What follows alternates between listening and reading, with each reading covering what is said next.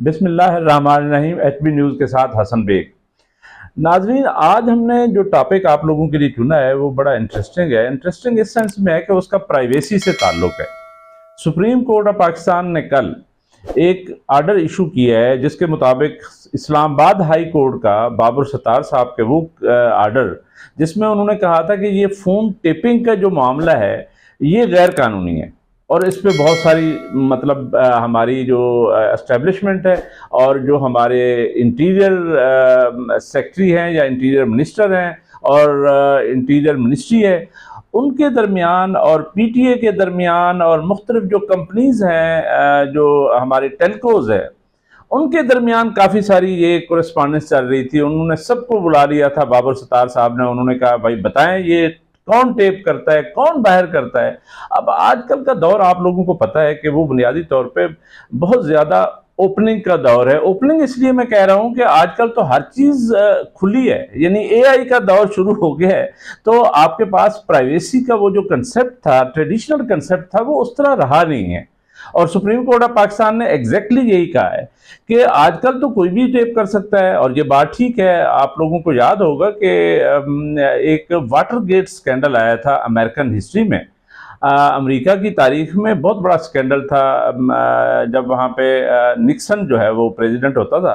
तो उस दौर में एक सहाफ़ी ने, ये बाकायदा इस पर बुक्स आई हुई हैं, उसने कहा कि जी ये फ़ोन टेपिंग करके निक्सन जो है ये सारे इलेक्टोरल प्रोसेस को, इलेक्शन को जो है वो उस पर असरअंदाज होना चाहता था। इसलिए उसको अल्टीमेटली, आप लोगों को याद होगा अगर तारीख पढ़ी हुई है, तो वो रिज़ाइन करना पड़ा था और उसके बाद वाइस प्रेसिडेंट को मौका मिल गया। बहरहाल वो एक लंबी कहानी है, हम उसमें नहीं जाएंगे। लेकिन अब वहाँ से लेकर ये जो विकी लीक्स हैं, इससे लेकर तो प्राइवेसी का वो वाला कंसेप्ट उस तरह रहा नहीं है।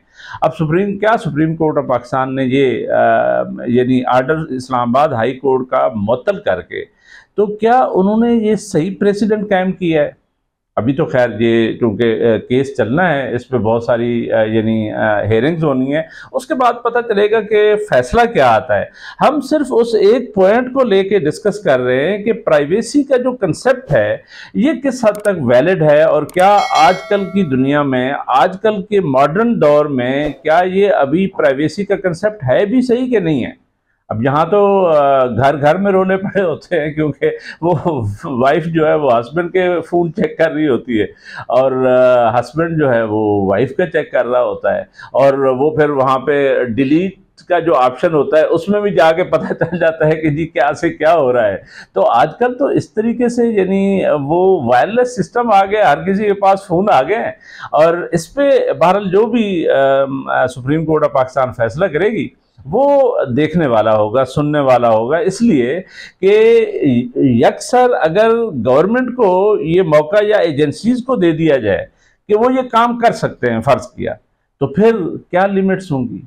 क्या कोई यानी बंदा जो है या बंदी जो है या इंस्टीट्यूशन जो है, या मतलब मेरा मकसद है कि सुप्रीम कोर्ट इटसेल्फ या हाई कोर्ट के जजेस जो हैं, क्या वो महफूज होंगे? आप लोगों को पता है कि 6 जजेस ने लिख के दे दिया कि हमारे तो सर्विलेंस हो रही है और एक जज साहब ने तो सुना यह है कि ये भी लिख के दे दिया कि मेरे घर में कैमरे लगे हुए थे। जाहिर है ये तो फिर अगर ये यानी सुप्रीम कोर्ट ऑफ पाकिस्तान ये फैसला करे कि ठीक है ये हक है, यानी आजकल का ओपन दौर है, ये प्राइवेसी का वो वाला कंसेप्ट नहीं है, लिहाजा आज के बाद जो है ये इसको हम इस तरीके से यानी वो बंद नहीं कर सकते या इसको खुला नहीं छोड़ा जा सकता। मेरा ये ख्याल है कि इस पर डेफिनेटली कोई बड़ा कंसीडर्ड जो है वो फैसला आएगा। उसकी वजह यह है कि ना तो ये हो सकता है कि टोटल प्राइवेसी रह सकती है, लेकिन ये भी नहीं हो सकता कि आप हुकूमती लेवल पे आप इदारों को यानी इस तरीके से उनकी सर्विलेंस शुरू कर दें, फिर तो कुछ भी नहीं रहेगा। हमारी जो ये जो डिप्लोमेट्स होते हैं, ये जो हमारी सारी सफारतकारी है, वो इफेक्ट हो सकती है। आप लोगों को याद है कि साइफर के केस पे जो सबसे बड़ा इल्ज़ाम खान साहब पे था वो ये था कि उन्होंने एक ऐसी चीज़ आउट कर दी जिसके बाद सफारतकारी हमारे लिए मुमकिन नहीं होगी, यानी उसके बाद कोई सफारतकार आपसे क्या बात करेगा। करेगा। और आप लोगों को वो भी याद होगा जब प्राइम मिनिस्टर शहबाज शरीफ ने PDM-1 में कहा था कि देखें, अगर मेरे फ़ोन टेप हो सकते हैं तो फिर मेरे से कौन बात करेगा इधर, यानी वो जो 1-on-1 मीटिंग्स होती हैं वो कैसे होंगी। ये सारी चीज़ें देखने वाली हैं, आने वाले दिनों में देखते हैं कि इसका आखिर अल्टीमेटली नतीजा क्या निकलता है और अल्टीमेट फैसला क्या आता है सुप्रीम कोर्ट ऑफ पाकिस्तान का, क्योंकि ये एक एरिया ऐसा है या ये यानी वो वाली चीज़ है जिसको ना तो फुल्ली आप रिस्ट्रिक्ट कर सकते हैं, ना ये है कि इसको फुल्ली इजाज़त दी जा सकती है। इस पे देखते हैं कि आने वाले दिनों में क्या फैसला आता है, आने वाले दिनों में कौन सी, यानी वैसे एक बात और भी सुप्रीम कोर्ट ने कही है कि इस्लामाबाद हाई कोर्ट को या हाई कोर्ट को ये इख्तियार नहीं है सो मोटो लेने का। ये बड़ा इंटरेस्टिंग है। क्या बाबर सत्तार साहब ने कोई सो मोटो नोटिस ले लिया था? मेरा ख्याल है केस तो वैसे अदरवाइज आया था, उसमें अगर कहीं पे उन्होंने अपने इख्तियारात को इस्तेमाल करते हुए कहा कि ये चीज़ें भी मैं देखूंगा, शायद उसको सो मोटो का नाम दिया गया है। वैसे तो केस प्रॉपरली एक यानी उसमें हाई कोर्ट में केस आया है, उसके बाद जाके ये सारी चीज़ें जो है ना, ये मेरा ख्याल है सो मोटो नहीं था, लेकिन सुप्रीम कोर्ट ने कहा है तो जाहिर है किसी सेंस में कहा है, कॉन्स्टिट्यूशन के मुताबिक या लॉ के मुताबिक ऐसा नहीं बनता होगा। और क्या हाई कोर्ट्स को अगर ये इजाज़त सो मोटो की नहीं होगी तो फिर क्या होगा? यानी पब्लिक इंटरेस्ट के केसेस जो है ना, सिर्फ और सिर्फ सुप्रीम कोर्ट डिसाइड किया करेगी, जैसे पहले भी करती है।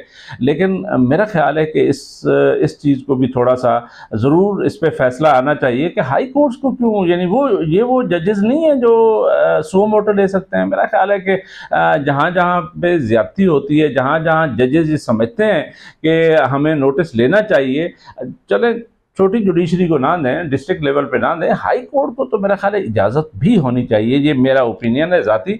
बाकी तो ज़ाहिर है सुप्रीम कोर्ट ने जो फैसला करना है, सुप्रीम कोर्ट ने जो कह दिया है वही हरफ आखिर है, उसको चैलेंज नहीं किया जा सकता। लेकिन बात हम कर रहे थे कि क्या सिक्रेसी जो है वो रह सकती है या नहीं रह सकती। मेरा ख्याल है कि आने वाले दिनों में हमारी जो सिक्रेसी वाला कंसेप्ट है वो तो ऑलमोस्ट ख़त्म होने जा रहा है। पहले भी जैसे मैंने मिसाल दी कि विकीलीक्स का मामला था, इसी तरीके से और भी आने वाले दिनों में चीज़ें खुलेंगी और देखते हैं कि ये दुनिया कहाँ से कहाँ पहुँचेगी, क्योंकि ये जो टेक्नोलॉजी है ये तो अब घर घर में है और इसने हर जगह पे ऐसी जगह बना ली है कि कोई भी महफूज नहीं है। लिहाजा मैं हमेशा कहता हूँ कि technology will keep you honest. उसकी वजह यह है कि अब जो है कोई इस चीज़ से बच नहीं सकता। इस टेक्नोलॉजी के एडवांसमेंट पे ये मॉडर्न टेक्नोलॉजी आ गई है, लिहाजा हर बंदे को मजबूरी में ही अब ऑनेस्टी करनी पड़ती है। ये यानी वो हम आप लोगों को याद होगा कि ये जो सिग्नल्स होते हैं ट्रैफिक के, ये अगर बाहर कोई वायलेट करता है, यहाँ पे भी खैर है, यहाँ पे भी कैमरे शैमरे लग गए हैं, लेकिन बाहर तो ये होता था कि वो पकड़ लेता था। यानी आपकी जो ऑनेस्टी है वो बुनियादी तौर पे डिपेंड कर रही थी किस पे, उस टेक्नोलॉजी पे जो सिग्नल्स लगे हुए थे। अब ये सिग्नल्स घर घर में आ गए हैं। मेरा ख्याल है कि ये टेक्नोलॉजी जो है ना वो अल्टीमेटली ये हमारे जैसे लोगों को, हमारी जैसे सोसाइटियों को ये ठीक कर देगी। और आई वुड से अगेन कि technology will keep you honest. इसके साथ ही मैं इजाज़त लूँगा, लेकिन इजाज़त से पहले एक रिक्वेस्ट ज़रूर करूँगा। अगर मेरा चैनल जो है वो पसंद आए, मेरी वीडियो पसंद आए तो सब्सक्राइब ज़रूर कीजिएगा। हसन बेग को इजाज़त। अल्लाह हाफिज़।